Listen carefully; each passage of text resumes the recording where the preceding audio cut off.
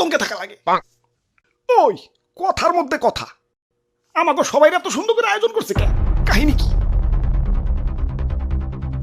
High high, এতক্ষণে মরছি। ওই শিগগিরই ক্যালেন্ডার দেখ ভাই, সবার কাছে ক্ষমা চাই। আর্থি ওই রাক্তর যাত্রাপালা আগে কয়েছে তারিখ কত, টেনশনে আমার দম বাইরে যাইতেছে। আজকে আজকে 31st নাইট কাম সারছি, তাহলে তো আমার আজকে রাত ধরে বাঁচাইবো, আর আমার দিয়ে রাত ধরে ধরাইবো, আর আর আমাকে খালি ফুটাইবো।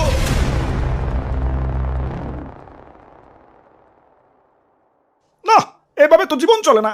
আজকে এর একটা ভিত করুনি লাগবো। আরে দাদু, খালি খিচুড়ি নিয়ে পড়ে থাকলে হইব? আজকে 31st নাইট, আজকে বক্স বাজাই তুইব, কান্ডা বাজি ফুটাই তুইব, আর কত কি যাই। ও নো, আমরা আর ফুটুম না, আমাকে অনেক ফুটাইছ।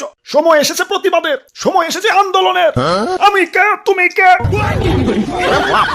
আতশবাজি দেখি সমন্বয় হয়ে গেছে। খালি আতশবাজি না, আমিও আর বাজুম না। হ্যাঁ, আমিও আর চলুম না।